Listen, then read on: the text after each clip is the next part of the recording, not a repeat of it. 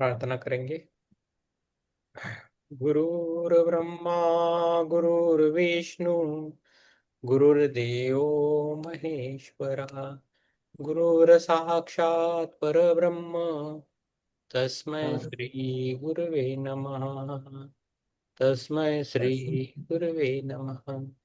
ओम शांति शांति। Universal प्रार्थना करेंगे। O hidden life Hidden life, vibrant in vibrant in every atom, every atom, O hidden light oh hidden light, shining in shining in every creature, every every creature, creature, O hidden love oh hidden love, oh hidden love, embracing embracing embracing all in oneness. all in All in oneness. one. May all May May all all who feel who who feel feel themselves that themselves as one with thee as one with thee know they are they know are they are therefore for therefore one with every other. one One with with every other. ओम पूर्णमदः पूर्णमिदः पूर्णार्थ पूर्णमुदच्यते पूर्णस्य पूर्णमादाय पूर्णमेवावशिष्यते। आत्मा। Then, अभी हम कर रहे किताब है कुंडलिनी योग। उसकी कब कर रहे जो स्वामी सत्यानंद सरस्वती जी ने लिखी है। तो अभी हम आ गए हैं विशुद्ध चक्र। बहुत इंपॉर्टेंट चक्र है। सत्य का चक्र है शुद्धि का। अद्भुत है। इसका हम ध्यान अभ्यास करेंगे आज। तो 170 तक है इसका हो जाएगा। तो ये है 180 पे तक तो जल्दी खत्म हो जाएगा। यस। तो ये है विशुद्ध चक्र अध्याय 8वां है। Page number 179।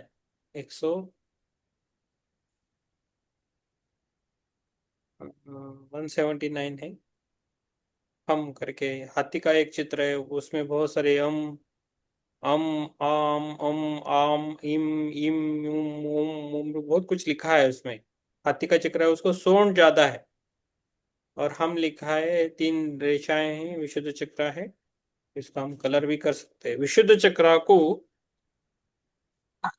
शुद्ध किरण केंद्र कहा जाता है। विशुद्ध चक्र को क्या कहा जाता है? शुद्धिकरण। शुद्धिकरण। तो इसको शुद्धिकरण कहा जाता है। तो इस चक्र का संबंध शुद्धिकरण तथा संतुलन से है।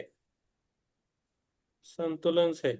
इसे अमृत तथा विष केंद्र भी कहा जाता है।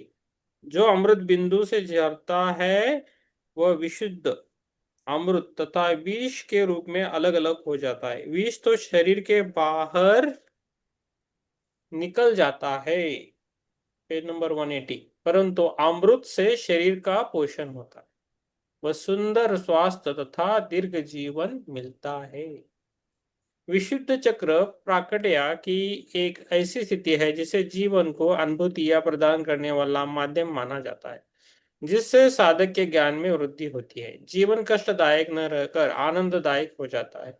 साधक जीवन को सहज रूप से स्वीकार कर लेता है तथा जीवन की घटनाओं के प्रति अनासक्त रहता है। विष तथा अमृत संपूर्ण ब्रह्मांड के अंग माने गए हैं। इन दोनों का ही अवशोषण विशुद्ध चक्र से होता है।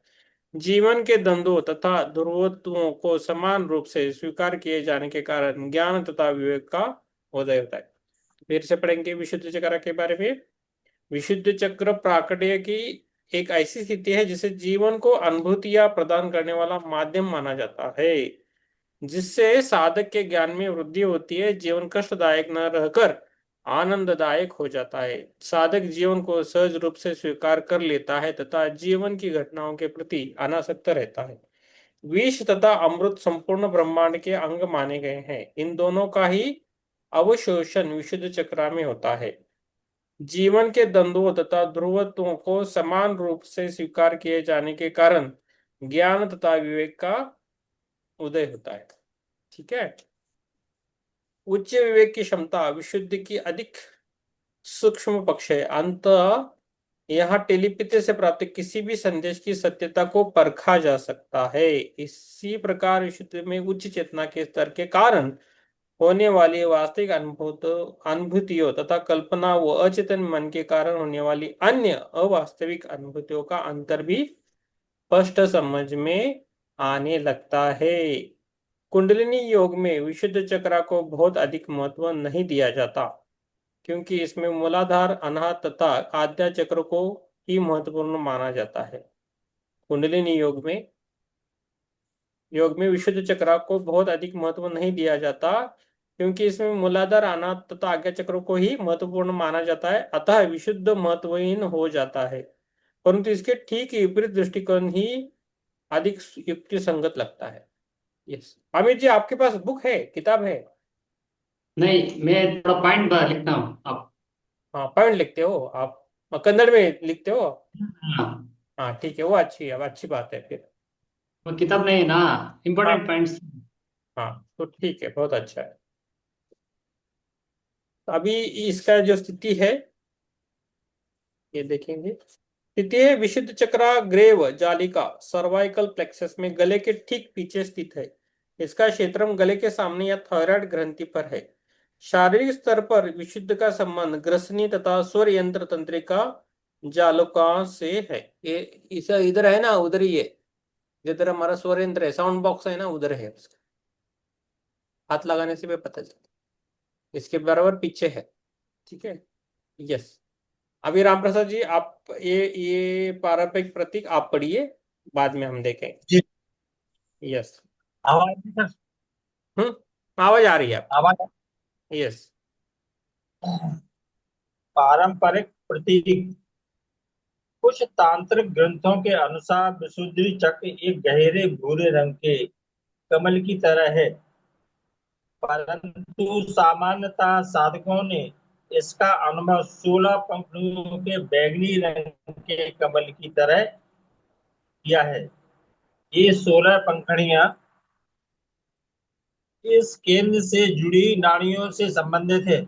प्रत्येक पंखुड़ी पर संस्कृत का एक अक्षर चमकदार सिंदूरी रंग का लिखा है। अम, आम, इम, अम, ईम, उम, ओम, ऋषिम, ऋषिम, लिर्म, लिर्म, एम, ऐम, ओम, औम, अम, आ। इस तरह कमल की फली भांति इस कमल की फलविधि में एक फलविधि क्या होता है सर? फल भिति, इस कमल की फल भिति में एक वृत्त है जो पूर्ण चंद्रमा की भांति धवल है। फल फल फल रहता है ना, मुझे लगता है फल भिति, फल के जैसा। अच्छा। मैं इसका, इस कमल हाँ, मैं फिर भी इसका देखता हूं, तब तक आप फलविधि पढ़िए। इस कमल की फलविधि में एक वृत्त है जो पूर्ण चंद्रमा की भांति धवल है। यह आकाश तत्व का प्रतीक है। ऐसे साधक के लिए जिनकी इंद्रियां निर्दोष तथा नियंत्रित हैं, यह आकाश मोक्ष का द्वार है। इस चंद्रमा के अंदर एक अत्यंत सफेद रंग का हाथी है और यह भी आकाश तत्व का प्रतीक है। हाँ, यह इसका हाथी अर्थ है, अर्थ है प्रतीक है। हाँ नहीं, इसका प्रतीक अर्थ है, एक मिनट। हाँ, फल भित्ति का अर्थ है फल का भय।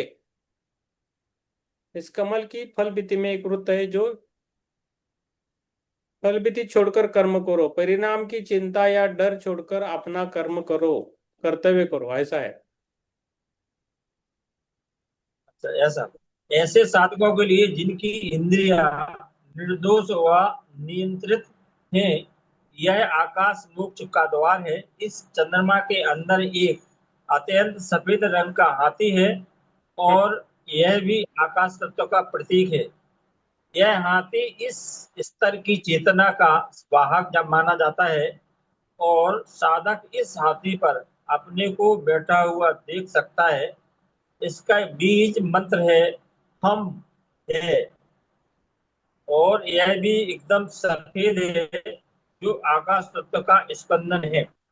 हम्म विशुद्धि चक्र के देवता विशुद्धि के देवता सदाशिव हैं। इसका रंग एकदम सफेद है। जिनकी 3 आंखें, 5 मुख तथा 10 भुजाएं हैं, और वे एक व्याध व्याध चर्म लपेटे हुए हैं। उनकी देवी शंकिनी है, जो चंद्रमा से प्रभावित होने वाले अमृत के सागर से भी ज्यादा पवित्र है। उसके परिधान पीले हैं और उसके 4 हाथ हैं। 4 हाथों में से प्रत्येक में एक एक धनुष, बाण, खंडा तथा अंकुश है। विशुद्धि चक्र का संबंध 5वें लोक जन्म से है। इसकी वायु उदान है इसकी वायु उदान है, जो जीवन के अंत तक रहती है, और इसका प्रवाह ऊपर की ओर होता है। आज्ञा चक्र के साथ मिलकर विशुद्धि विज्ञानमय कोश के आधार का निर्माण करता है, जहाँ के अतीन्द्रिय विकास प्रारंभ में होता है। इसकी तन्मयता तन्मयता श्रवण शक्ति, ज्ञानेन्द्रिय, आंखें तथा कर्म इंद्रियां, स्वर और रज्जु है। हम्म ज्ञान योग कुंडली योग की एक शाखा है। ज्ञान योग कुंडली योग की एक शाखा है तथा यह ध्वनि के स्पंदन से संबंधित है। विशुद्धि और मूलाधार स्पंदन से दो आधारभूत केंद्र माने जाते हैं। दान युग में चक्रों के माध्यम से चेतना की ऊर्ध्वी ऊर्ध्वी ऊर्ध्वीकरण का संबंध संगीत के स्वरों से है। प्रत्येक स्वर का संबंध किसी एक चक्र विशेष से चेतना के स्पंदन स्तर से संबंधित होता है। बहुधा ये स्वर जो मंत्र, भजन तथा कीर्तन के माध्यम से उच्चारित किए जाते हैं, विभिन्न चक्रों में कुंडली जागरण के बड़े शक्तिशाली माध्यम है। सरगम की ध्वनि कर्म का मूलाधार सबसे पहला स्तर एवं विशुद्धि 5वां स्तर है। इससे जो मूल ध्वनियां निकलती हैं वही चक्रों का संगीत है। ये ध्वनियां मंत्र जो यंत्र की 16 पगड़ियों पर चिन्हित है, मूलतः मूलभूत ध्वनियां हैं। मूलभूत ध्वनियां हैं ये ध्वनियां विशुद्धि चक्र से प्रारंभ होते ही हैं तथा इनका सीधा संबंध मस्तिष्क से है। विशुद्धि चक्र पर ध्यान करने से मन आकाश की तरह शुद्ध हो जाता है। विशुद्धि चक्र पर ध्यान करने से मन आकाश की तरह शुद्ध हो जाता है। साधारण महात्मा अच्छा वक्ता तथा बुद्धिमान हो जाता है तथा उसका मन निर्विघ्न शांति से परिपूर्ण रहता है।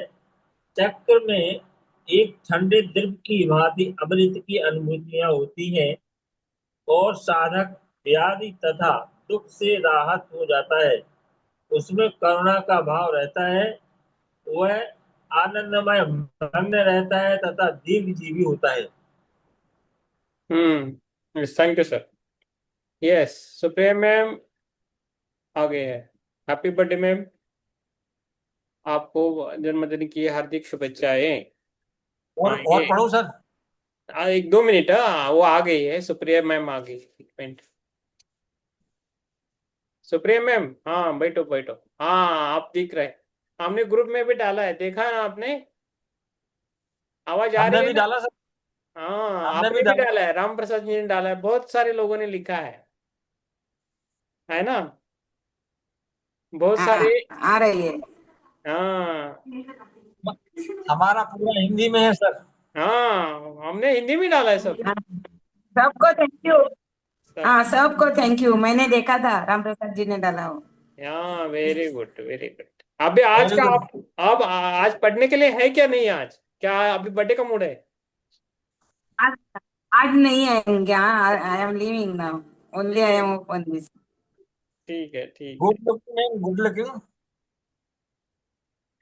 ठीक है। और पढ़ो सर। हाँ ठीक है सुप्रिया जी, हम पढ़े फिर हम आगे निकले। हाँ निकले निकले, thank you thank you. Okay, आपको हैप्पी बर्थडे वंस अगेन, हमने ग्रुप में भी डाला है, ठीक है। अच्छा है। कल थैंक यू सबको thank you, कल हाँ। कल हाँ, कल छुट्टी है। कल छुट्टी है, आपका आज बर्थडे हो गया तो कल छुट्टी दे रहे हाँ, हैं। हाँ हाँ। अच्छा। ठीक है। ओके। हाँ चलो। करिए।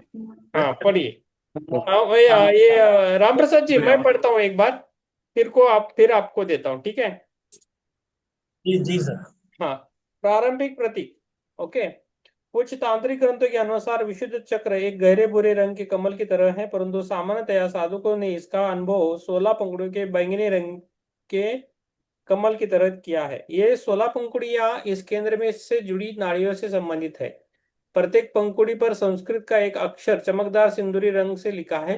अम आम इम इम उम रुम रुम रुम रुम एम एम ओम ओम हम आह।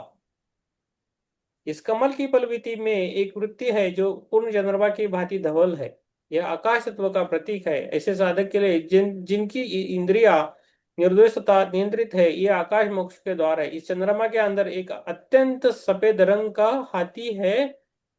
यह भी आकाश तत्व का प्रतीक है। यह हाथी इस तरह की चेतना का वाहक माना जाता है और साधक इस हाथी पर अपने को बैठा हुआ देख सकता है। इसका बीज मंत्र है हम है, और ये भी एकदम सफेद है, तो आकाश तत्व का स्पंदन है। विशुद्ध के देवता सदाशिव है, जिनका रंग एकदम सफेद है। उनकी 3 आंखें, 5 मुख तथा धा भुजाएं हैं, और वे एक व्याघ्र पर चर्म लपेटे हुए हैं। उसकी देवी शाकिनी है, जो चंद्रमा से प्रवाहित होने वाले अमृत के सागर से भी ज्यादा पवित्र है। उनके परिधान पीले हैं। उनकी 4 हाथों में से प्रत्येक में एक एक धनुष, बाण, फंदा तथा अंकुश है। विशुद्ध का संबंध पांचवें लोक जन से है। इसकी वायु उद्दान है, जो जीवन के अंत तक रहती है, और इसका प्रभाव ऊपर की ओर होता है। आज्ञा चक्र के साथ मिलकर विशुद्ध विज्ञानमय कोश के आधार का निर्माण करता है, जहां से अतीन्द्रिय विकास प्रारंभ होता है। इसकी तन्मात्रा श्रवण शक्ति, ज्ञानेन्द्रिय आंखें तथा कर्मेंद्रिय स्वर रज्जु है। नाद योग कुंडलिनी योग की एक शाखा है, तथा ये ध्वनि के स्पंदन से संबंधित है। विशुद्ध और मूलाधार स्पंदनों के 2 आधारभूत केंद्र माने गए हैं। नाद योग में चक्रों के माध्यम से चेतना के ध्रुवीकरण का संबंध संगीत के स्वरों से है। प्रत्येक स्वर का संबंध किसी एक चक्र विशेष की चेतना से स्पंदन स्तर पे स्पंदित होता है। बहुधा ये स्वर जो मंत्र, भजन तथा कीर्तन के माध्यम से उच्चारित किए जाते हैं। विभिन्न चक्रों में कुंडलिनी जागरण के बड़े शक्तिशाली माध्यम हैं। सरगम की ध्वनि तरंगों को मूलाधार सबसे पहला स्तर एवं विशुद्ध 5वां स्तर है। इनसे जो मूल ध्वनियां निकलते हैं, वही चक्रों का संगीत है। ये ध्वनियां मंत्र जो यंत्र की 16 पकड़ियों पर चित्रित है, मूलभूत ध्वनियां है। ये ध्वनियां विशुद्ध चक्र से प्रारंभ होता है तथा इनका सीधा संबंध मस्तिष्क से है। विशुद्ध चक्र पर ध्यान करने से मन आकाश की तरह शुद्ध हो जाता है। साधक महात्मा, अच्छा वक्ता तथा बुद्धिमान हो जाता है, तथा उसका मन निर्विघ्न शांति से परिपूर्ण रहता है। चक्र में एक ठंडे द्रव की भांति अमृत की अनुभूति होती है, और साधक व्याधि तथा दुख से रहित हो जाता है। उसमें करुणा का भाव रहता है, वो आनंद मग्न रहता है, तथा दीर्घजीवी होता है। तो इतना इसका इम्पोर्टेंट है ना। तो ये है।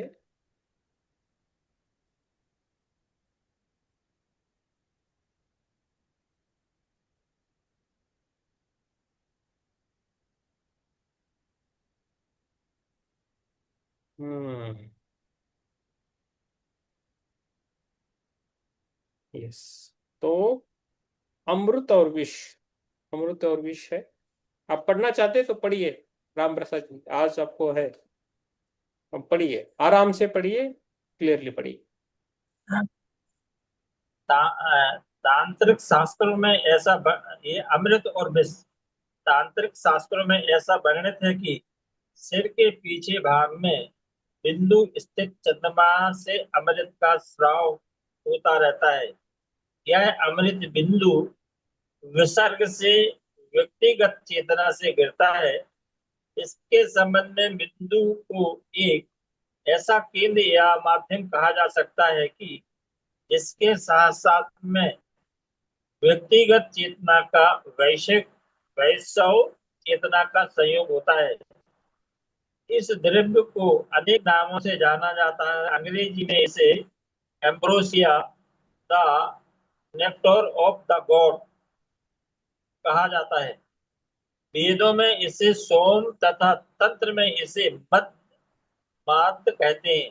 अनेक सूफी कवियों ने इसे एक मीठा शराब कहा है जिसके सेवन से हमेशा मादकता बनी रहती है।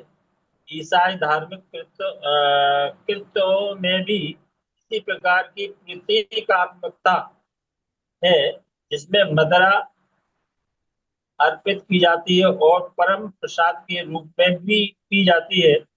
वस्तुतः हर धार्मिक पद्धति तथा रहस्यमय परंपरा में जिसका संबंध व्यक्ति की उच्च चेतना के जागरण से है, आनंद की अनवर्णनीय अनुभूति हेतु अपने अलग अलग प्रतीक है।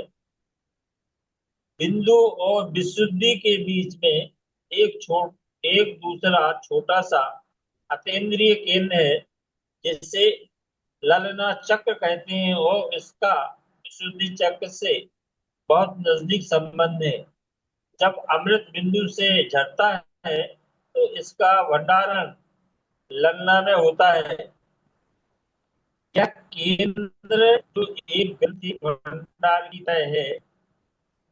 नासा रश्मि 900 आपकी आवाज नहीं आ रही सर, आपकी आवाज नहीं आ रही। ठीक है, आप रुकिए थोड़ा। आवाज आवाज नहीं आ रही बराबर में, कट कट करके आवाज आ रही है। ठीक है, आप बैठिए, मैं पढ़ता हूँ। ठीक है, अमृत और विष। मेरी आवाज आ रही है आपको सभी को? अमित जी ठीक है, माधुरी जी, ज्योति मैम मेरी आवाज आ रही क्या?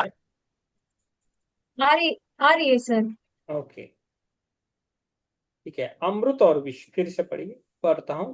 तांत्रिक शास्त्रों में ऐसा वर्णित है कि सिर के पिछले भाग में बिंदु स्थित चंद्रमा से अमृत का स्राव होता रहता है।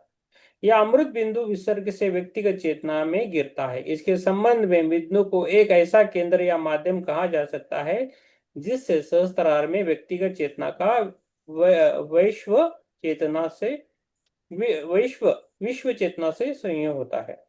इस दिव्य द्रव्य को अनेक नामों से जाना जाता है। अंग्रेजी में इसे अम्ब्रोसिया तथा the nectar of the God कहा जाता है। वेदों में इसे सोम और तंत्र में इसे मध्य कहते हैं। अनेक सूफी कवियों ने इसे एक मीठी शराब कहा है जिसके सेवन से हमेशा मादकता बनी रहती है।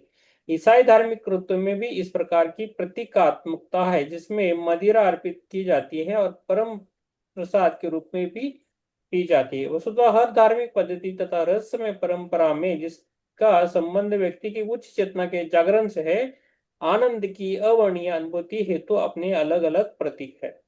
बिंदु और विशुद्ध के बीच में एक दूसरा छोटा सा बिंदु और विशुद्ध के बीच एक दूसरा छोटा सा अतीन्द्रिय केंद्र है जिसे ललना चक्र कहते हैं और इसका विशुद्ध चक्र से बहुत नजदीकी संबंध है। जब अमृत बिंदु से झरता है तो इसका भंडारण ललना में होता है। ये केंद्र जो एक ग्रंथि भंडार की तरह है, नासा ग्रसनी मीन्स नासोफेरेंक्स के पिछले कोमल तालु के ऊपर के आंतरिक गड्ढे में वहां स्थित है जहां नासिका मार्ग आकर खुलता है। खेचरी के समय जीभ को ऊपर और पीछे की और मोड़ा जाता है जिसका उद्देश्य यही है कि अमृत के प्रवाह क्षेत्र में आवश्यक उद्दीपन लाया जाए। यद्यपि इस द्रव्य को अमृत कहते हैं परंतु ये अमृत तथा विष दोनों का काम कर सकता है। जब तक ये बिंदु से उत्पन्न होकर ललना में संग्रहित रहता है तक इसमें किसी प्रकार का अंतर कर पाना संभव नहीं है। विशुद्ध चक्र के क्रियाशील रहने पर यह द्रव्य बिना किसी बाधा के मणिपुर चक्र तक पहुंच जाता है तथा उसे मणिपुर चक्र द्वारा आत्मसात कर लिया जाता है। इसका परिणाम होता है शरीर के उत्तकों में ह्रास की प्रक्रिया तथा उनकी मृत्यु। किंतु कुछ अभ्यासों जैसे खेसरी मुद्रा से अमृत ललना से स्रवित होकर शुद्धिकरण के केंद्र विशुद्ध चक्र तक पहुंचता है। जब विशुद्ध जागृत रहता है तो ये दिव्य द्रव्य वही रुक जाता है तथा वही ये प्रयुक्त कर लिया जाता है और इसका स्वरूप अमरत्व प्रदायक अमृत के रूप में बदल जाता है। वस्तुतः यौवन तथा पुनर्यौवन का रहस्य विशुद्ध चक्र के जागरण से संबंध है। ओके, पुनर्यौवन न तरण्य पाने के लिए विशुद्ध के अमृत तथा विष के संबंधित एक बड़ी आश्चर्यजनक कहानी है। ऐसा कहा जाता है कि सृष्टि के आरंभ में देवता तथा राक्षस, दैवी तथा असुर शक्तियों के प्रतीक आपस में सदा लड़ते रहते थे। प्रत्येक दूसरे को नीचा दिखाना तथा उसे समाप्त करना चाहता था। अंततः भगवान विष्णु ने इस झगड़े को समाप्त करने की ठानी। उन्होंने दोनों को आदिम समुद्र संसार तथा मन के प्रतीक को मथने की सलाह दी। मंथन के समुद्र के ऊपर आने वाली वस्तुओं को बराबर बांट लेने को कहा। यह समाधान लोगों को ठीक लगा। समुद्र को मथा गया और कुल 14 चीजें समुद्र से बाहर निकली जिनमें अमृत और विष भी थे। ओके, देवता तथा राक्षस दोनों ने यह अमृत चाहते थे और विष कोई भी लेने को तैयार नहीं था। अंततः भगवान विष्णु की माया से अमृत देवताओं को मिला। यदि अमृत राक्षसों को मिल जाता तो वे अमर हो जाते, परंतु विष को फेंका नहीं जा सकता था क्योंकि ये जहां भी फेंका जाता वही विनाश निश्चित था। ये बहुत बड़ी समस्या खड़ी हो गई। पर अंततः विष्णु विष लेकर शिव के पास गए। शिव ने विष को एक घूंट में पी लिया। उसी समय से भगवान शिव का नाम नीलकंठ भी पड़ गया। बहुधा भगवान शिव को इस प्रकार चित्रित भी किया जाता है। ये कहानी इस तथ्य पर प्रकाश डालती है कि विशुद्ध चक्र का जागरण होने पर विष को भी आत्मसात किया जा सकता है। ये कहानी इस तथ्य पर प्रकाश डालती है कि विशुद्ध चक्र का जागरण होने पर विष को भी आत्मसात किया जा सकता है। ये कहानी इस तथ्य पर प्रकाश डालती है कि विशुद्ध चक्र का जागरण होने पर विष को भी आत्मसात किया जा सकता है। इसका तात्पर्य यह है कि सजगता के उच्च स्तर पर विशुद्धि तथा उसके ऊपर की चक्रों पे होने वाले वैशिली तथा नकारात्मक पक्ष भी हमारे संपूर्ण अस्तित्व के भाग बन जाते हैं। इस नकारात्मक पक्षों से भी मन अप्रभावित रहता है क्योंकि तब अच्छे तथा बुरे में कोई अंतर ही नहीं रह पाता। सजगता के इस स्तर पर जीवन के विषय पक्ष तथा अनुभव भी आत्मसात हो जाते हैं तथा उनका रूपांतरण आनंदमय स्थिति में हो जाता है। इस चक्र में यह बिल्कुल संभव है कि न केवल आंतरिक अपितु बाह्य विष भी आत्मसात करके अप्रभावी बना दिया जाए। यह विशुद्ध चक्र से संबंधित एक सिद्धि भी है तथा अनेक योगी इस शक्ति से संपन्न है। तो एक सिद्धि भी है इस चक्र से। यह बिल्कुल संभव है कि न केवल आंतरिक अपितु बाह्य विष भी आत्मसात करके अप्रभावी बना दिया जाए। ये विशुद्ध चक्र से संबंधित एक सिद्धि भी है तथा अनेक योगी से इस शक्ति से संपन्न है। तो ईगो को कुछ नहीं होता, उनको बस समझ में आता है, वो पी सकते, कुछ भी खा सकते, है ना। तो विशुद्धि की क्षमता क्या है आप देखेंगे। विशुद्ध वह केंद्र है जहां हम दूसरे व्यक्तियों के विशुद्ध वह केंद्र है जहां हम दूसरे व्यक्तियों के विचारों के स्पंदन का अनुभव कर सकते हैं। वस्तुतः इसका कारण एक अन्य छोटा सा केंद्र है जिसका विशुद्ध से अत्यंत निकटतम संबंध है। वह एक रेडियो की तरह काम करता है। इस प्रकार योगी भी दूसरे के विचारों तथा अनुभवों को समझ सकते हैं।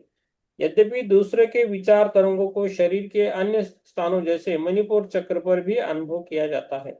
विचार तरंगों को ग्रहण करने तथा प्रेषण का वास्तविक केंद्र विशुद्धि ही है। इसके माध्यम से ये तरंगे मस्तिष्क के उस भाग में प्रसारित की जाती है जो अन्य चक्रों से संबंधित है और इस प्रकार उनका प्रकटीकरण व्यक्तिगत सजगता के रूप में होता है। विशुद्ध से ही समृद्ध एक विशेष तंत्रिका माध्यम है जिसे कूर्म नाड़ी कहते हैं। इस जागृत होने पर साधक की भूख तथा प्यास की आवश्यकता एकदम समाप्त हो जाती है। यह अच्छा है। विशुद्धि संबंधित एक विशेष तंत्रिका माध्यम है। विशुद्धि से ही संबंधित एक विशेष तंत्रिका माध्यम है जिसे कूर्म नाड़ी कहते हैं। इससे जागृत होने पर साधक को भूख तथा प्यास की आवश्यकता एकदम समाप्त हो जाती है। अनेक योगी इस क्षमता को प्रदर्शन भी कर चुके हैं, है ना। कुछ अभी भी कुछ मैंने एक आदमी सुना है कि एक ध्यान बोल सकते, तो कुछ खाता भी नहीं है। उसका भी अध्ययन करके गए हैं फॉरेन वाले। कुछ खाता नहीं पीता नहीं फिर भी जीवित है 20-25 साल से। ऐसे भी है, भारत में अभी भी है। वस्तुतः विशुद्ध ही यौवन का रहस्य है। ऐसा माना गया है कि कुंडलिनी के विशुद्ध में होने पर अक्षुण्य यौवन की प्राप्ति होती है। कुंडलिनी योग की या तंत्र योग से कुंडलिनी योग के या तंत्र योग के अभ्यास से इसे जागृत किया जाता है। स्वाभाविक रूप से साधकों में युवावस्था लौटने लगती है। जीवन में एक ऐसी स्थिति आती है, विशेषकर 20 या 30 साल की आयु के पश्चात, जब शरीर में उत्पन्न होने वाले नए कोशों की गति मरने वाले कोशों की गति से कम हो जाती है और वृद्धावस्था व्याधि तथा मृत्यु का कारण बनती है। कुछ बीमारियां जैसे श्वेत रक्तता में तो कोशों के विनाश को गति कहीं अधिक तीव्र रहती है। ऊतकों अवयवों तथा शारीरिक संस्थानों में विशुद्ध चक्र के कारण होने वाला कायाकल्प मनुष्य के सामान्य ह्रास प्रक्रिया के विपरीत है। विशुद्ध के जागरण से जो शक्ति प्राप्त होती है वह नष्ट नहीं होती तथा ज्ञान से पूर्ण होती है। व्यक्ति को भूत वर्तमान व भविष्य का ज्ञान रहता है। ऐसे लोगों को व्यक्ति को भूत वर्तमान भविष्य का ज्ञान रहता है। उसकी श्रवण शक्ति अत्यंत तेज हो जाती है, परंतु इसका कारण मन होता है, न कि श्रवण इंद्रिया में कोई शारीरिक परिवर्तन। मन हमेशा विचार शून्य स्थिति में तथा भय या आसक्ति से रहित रहता है। ऐसा व्यक्ति कर्मों के परिणामों की आसक्ति से रहित होकर ही सांसारिक क्रियाकल्पों में व्यस्त रह सकता है। उसका मेन है सत्य बोलना। जो सत्य बोलते हैं उनका ये जागरूक होता है जल्दी, जो झूठ बोलते हैं उनका वो जागरूक नहीं। सिंपल सी बात है। इधर हम रुकेंगे। ठीक है, किसी को कुछ प्रश्न है तो पूछ सकते हैं। ओके। सर अभी बहुत इलेक्ट्रॉनिक्स आइटम आए हैं ना सर। वो हाँ, चक्र का लेवल कितना कितना ऐसा है वो सच है, वो सच बचा बताएगा। अभी आ रहे हैं, मेजरमेंट वगैरह करते हैं। हाँ, वो सच है सर। सच, बराबर। सच है। लेकिन ये कि अभी आज आज ये अलग रहेगा, कल अलग रहेगा। एक एक दिन भी चेंज होगा। हम्म वो वो मेजरमेंट करते हैं। आज हमने आज अलग खाया, कल अलग खाएंगे, तो उसका इफेक्ट तो होना ही है। नहीं, हम वो मेजरमेंट किया तो वो मूलाधार चक्र ये इतना है, वो स्वादिष्टाना इतना है, वो मणिपुरा इतना है, वो ऐसा करते ऐसा। मैंने किया हाँ। नहीं, करते हैं ऐसा, मैंने भी सुना है, मैंने किया नहीं अभी तक। मैंने ऑरा का पता है। इसका मेजरमेंट कैसा करते हैं मुझे भी पता नहीं इतना, लेकिन करते हैं। और ऐसा है ना, कुछ योगी रहते हैं उनको दिखता है, डायरेक्टली दिखता है। हाँ, ओके ओके। तो ऐसा भी है। और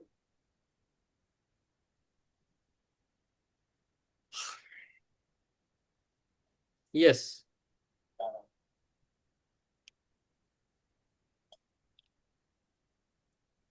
हम्म। यस, राम प्रसाद जी। ज्योति मैम, ध्यान के लिए बैटिंग कल छुट्टी रहेगा। हो गया तो कल ही ध्यान में आऊंगा, नहीं तो कल छुट्टी रहेगा, ठीक है। कल गुरु पूर्णिमा है, अपने अपने गुरु को प्रणाम करे, उनका उच्चारण करे, उनको आभार व्यक्त करे, है ना। Yes sir, yes.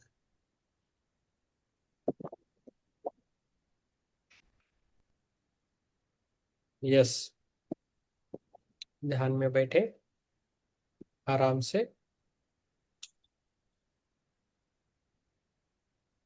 ध्यान में आना है।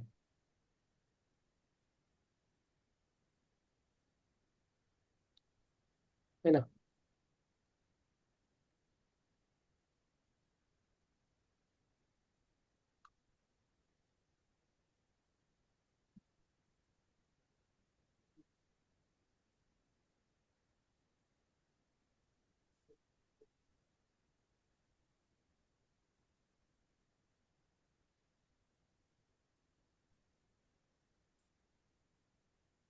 यस, हम ध्यान में बैठेंगे। आज जो ध्यान है वो विशुद्ध चक्र का है। तो धीरे धीरे हमें सच बोलने की आदत डालनी है। मीन्स बोलते हैं हम, कॉन्शियसली बोलना है, कॉशियसली बोलना है सच। वैसे हम सच बोलने वाले ही लोग हैं, इसलिए ध्यान में आते हैं। ओके। तो दूसरे से हम थोड़ा अच्छे रहते, फिर भी अभी कॉन्शियसली हमें प्रयत्न करने हैं सत्य की ओर जुड़ना, ज्यादा जुड़ना। इसमें इस चक्र एक्टिवेशन से हमें सिद्धियां प्राप्त होती है। भूत, वर्तमान और भविष्य काल भी दिखता है। तो अमित जी, आपके लिए बहुत अच्छा है इसको एक्टिवेट किया था। ठीक है। यस, थैंक हम प्रे कर सकते हैं सभी के लिए, सभी को यू। कुछ मिल जाए, यही हमारी प्रार्थना रहती है ना। आज कल गुरु पूर्णिमा है ना, हमारा ट्राई है, लाइफ ट्रांसफॉर्मेशन होएगा अनेक। यस, आप बैठिए आराम से, विशुद्ध चक्र का करेंगे आज। धन्यवाद बोलना है, विशुद्ध चक्र को धन्यवाद बोलना है।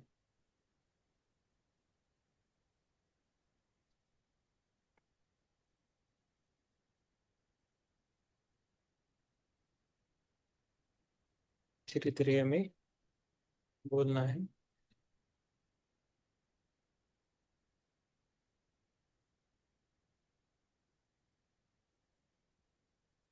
मैं स्वयं और सभी को क्षमा कर अतीत की पीड़ा छोड़ देता हूँ। मैं शांत, स्थिर और तनाव मुक्त हूँ। मैं आनंद और कृतज्ञता के साथ जीवन जीता हूँ या जीती हूँ। मेरा शरीर, मन और भावनाएं स्वस्थ और संतुलित हो रहे हैं। मेरे चक्र जागृत और ऊर्जा में परिपूर्ण है। मेरी आवश्यकताओं की पूर्ति के लिए धन और अवसर सहजता से मिल रहे हैं। मैं आर्थिक रूप से सशक्त और समृद्ध हो रहा हूँ। मैं पूर्णता वर्तमान क्षण में स्थित हूँ। मैं निर्भय हूँ और ईश्वर पर विश्वास के साथ आगे बढ़ता हूँ या बढ़ती। मैं नियमित ध्यान करता हूँ या करती हूँ और मेरी साधना गहरी हो रही है। मैं आध्यात्मिक पुस्तकों से ज्ञान ग्रहण करता हूँ या करती हूँ। मैं अध्यात्म को अपने जीवन में जीती हूँ या जीता हूँ। ज्ञान और अनुभव मुझे अधिक जागरूक बना रहे हैं। मुझे जीवन और ब्रह्मांड पर पूर्ण विश्वास है। मेरा मन शांत और निर्णय स्पष्ट है। मैं चिंता और तनाव छोड़कर शांति से स्थित हो रहा हूँ या हो रही हूँ। मैं स्वीकार और परिवर्तन दोनों को प्रेम पूर्वक अपनाता हूँ या अपनाती हूँ। मेरा जीवन मेरे जीवन में सही अवसर और लोग समय पर आ रहे हैं। मेरा जीवन स्वास्थ्य, धन, संबंध और अध्यात्म में संतुलित हो रहे हैं। मैं प्रतिदिन अधिक प्रेम पूर्ण और जागरूक बन रहा हूँ या बन रही हूँ। मैं कृतज्ञ हूँ और मेरा जीवन शांति और समृद्धि से भर रहा है। अभी हमें अभी कृतज्ञता व्यक्त करनी है। मैं स्वयं के प्रति कृतज्ञ हूँ कि मैंने आज अपने लिए ये सुंदर समय निकाला। मैं अपने शरीर, मन, श्वास और आत्मा के प्रति कृतज्ञ हूँ। मैं अपने माता पिता, परिवार, गुरुजनों, मित्र और जीवन में मिले हर व्यक्ति के प्रति कृतज्ञ हूँ। मैं उन सभी परिस्थितियों के प्रति भी कृतज्ञ हूँ जिन्होंने मुझे कुछ सिखाया और आगे बढ़ने की सहायता की। मैं प्रकृति, पृथ्वी, जलवायु, अग्नि, आकाश और इस संपूर्ण सृष्टि के प्रति कृतज्ञ हूँ। मुझे मिला है, जो अभी मेरे पास है और जो जीवन में मुझे आगे देने वाला है, उसके लिए मैं हृदय से धन्यवाद देता हूँ। आज के इस ध्यान, शांति और आंतरिक अनुभव के लिए मैं कृतज्ञ हूँ। मेरे भीतर प्रेम, शांति, क्षमा और करुणा निरंतर बढ़ती है। मैं स्वयं को धन्यवाद देता हूँ या देती हूँ। मैं सभी को धन्यवाद देता हूँ या देती हूँ। मैं जीवन को धन्यवाद देता हूँ या देती हूँ। मैं इस संपूर्ण ब्रह्मांड को धन्यवाद देता हूँ या देती हूँ। धन्यवाद, धन्यवाद, धन्यवाद। पूरे यूनिवर्स को मेरा धन्यवाद। खुद को धन्यवाद, अपनी सांसों को धन्यवाद, मेरे सभी गुरुओं को धन्यवाद, आप सभी को मेरा धन्यवाद। धीरे धीरे अपनी पैरों की उंगलियों को हिलाना है और हाथों की उंगलियों को हिलाना है और दोनों हाथ खोल के अपनी आंखों पे रखना है। आराम से दोनों हाथ खोल के अपनी आंखों पे रखना है 5 सेकंड के लिए। 5, 4, 3, 2, 1, 0। और मुस्कुराते हुए अपनी दोनों आंखों को अपनी हाथों में खोलना है। आपके जो हाथ है ना, वही आपके भाग्य खोल देते हैं, तो उसे हमेशा ध्यान देना है। आप सभी को मेरा धन्यवाद। Thank you so much. कल छुट्टी रहेगी, कल नहीं होगा, कल छुट्टी है, कल गुरु पूर्णिमा है। अपना अपना ध्यान कीजिए। ओके। यस, राम प्रसाद जी बोलिए। अमित जी कुछ बोलना है बोल दीजिए। यस, यस, राम प्रसाद जी कुछ चलते हैं और ये अनम्यूट करके बोलिए। आत्मवंदन मास्टर। आत्मवंदन। ध्यान अच्छा और गहरा रहा। हम्म। आज तो चमेली की खुशबू आई सर। अरे वाह, चंदन अभी चमेली, अच्छा है। इधर भी थोड़ा छोड़ दीजिए, पूरे ग्रुप में सबको आएगी चमेली की खुशबू। और यस। नीला नीला प्रकाश जैसा आकाश रहा। हम्म। और जब लास्ट में ऊर्जा तो रही पूरी बॉडी में। ओ, में हम्म। जब आंखें थी तो हाथ ही हाथ देखे मतलब आ, बीच वाला हिस्सा नहीं, लेकिन हाथ ही हाथ दिखता, पूरे पूरे हाथ। हम्म। मतलब ये कम से कम, हाँ, जैसे बोलते हैं ना, 10 हाथ 10 हाथ करीब। हम्म। वेरी गुड, बहुत अच्छा है। Yes, very good. आप ग्रुप पे लिखिए और कल अपने गुरु के प्रति आपकी जो भावना है वो कल है ना, आप ग्रुप पे लिखिए जी जी सर। सभी को। ओके, आपको लिखना है, सभी को लिखना है। यस, संदीप जी आज क्लास था आपका? आज मंगलवार है, हाँ उनका, हाँ क्लास था। यस, योगिता जी बोलिए। आत्मंदन मास्टर थोड़ी लेट हुई, 10-15 मिनट का ही झाड़ देना। थैंक यस, कल यू। ध्यान। गुरु पूर्णिमा के लिए भी आपको बहुत बहुत आपको भी, आपको भी, आपको भी बहुत सारा प्यार, प्रेम। Yes, yes Amit ji. ध्यान अच्छा लगा सर। ध्यान अच्छा लगा ना? हाँ यस। ध्यान। यस, आपका ध्यान अच्छा लगा तो आपका जीवन सुधर जाएगा, धीरे धीरे अच्छा हो जाएगा। यस, संदीप जी बोलिए आप। Thank you. मैं थोड़ा लेट ज्वाइन हो गया। हाँ। हम्म। ओके। हाँ। हम्म। Very good. Yes, Ram Prasad ji आपको आपके पास कौन है? आपकी नातिन है क्या? कौन है ये? बेटी है? नातिन है, नातिन। नातिन है ना? हाँ, अच्छा लगा क्या? हाँ, वो बैठी थी आज, बोल रहा ठीक लगा आज। हाँ, डेली बैठने के लिए बोल दीजिए, अच्छा रहेगा। हाँ। कमेंट्स करो यहाँ पर। यस, दूर से दिखता नहीं ना, समझ में नहीं आता, इसलिए बोला। हाँ। यस, आत्मा अंदर।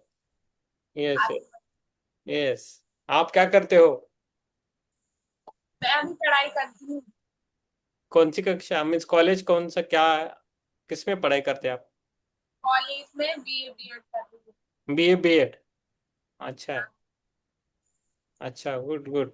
ध्यान कीजिए, आपको अच्छे मार्क्स मिलेंगे और अच्छी नौकरी भी मिलेगी। Yes, yes. बहुत बढ़िया, थैंक यू। रोज आइए ध्यान में। यस माधुरी जी, ठीक है। यस योगिता जी, आप आने वाले हैं ना 15 अगस्त को? यस, यस मिलेंगे फिर। यस कल क्लास नहीं रहेगा, पूरे ऑफिस में थोड़ा कुछ काम है, मुझे ट्रेनिंग है मेरा कुछ अलग ट्रेनिंग में, मैं भी ट्रेनिंग करता हूँ अलग अलग ऑफिस का, तो लेट हो जाएगा। ठीक है, और बाद में मेरा भी ये मिसेस का भी बर्थडे है कल, तो कल नहीं हो जाएगा। मैं 9 बजे तक, 8:30 बजे बंद होगा, तो उसके बाद लेट तो टाइम लगेगा, तो कल नहीं रहेगा, लेकिन परसों हम करेंगे ध्यान। ठीक है, चक्रों का करेंगे फिर। हम्म? आप सभी ग्रुप में लिखे, आपको जो भी भावनाएं अनुभव लिखिए, और गुरु के प्रति आप लिखिए जो भी लिखना है। कल मैं ग्रुप ओपन करके रखता हूँ, जिसको कुछ लिखना है वो लिख सकते हैं सभी को, है ना। यस अमित जी, माधुरी जी, आप सभी को धन्यवाद। पहला लास्ट को प्रार्थना करेंगे हम, ओके, उसके बाद हम। Yes, yes. ओम सर्वे सुखिनः सन्तु, सर्वे सन्तु निरामया, सर्वे भद्राणि पश्यन्तु, मा कश्चित् दुःखभाग् भवेत्। ओम शांति शांति शांति। थैंक यू सभी को, धन्यवाद। शिवरात्रि, सभी को गुरु पूर्णिमा की बहुत सारी शुभकामनाएं, बहुत सारी शुभकामनाएं। यस, आपका जीवन मंगलमय हो सबका। थैंक यू सो मच, सबको शुभ रात्रि। Thank you.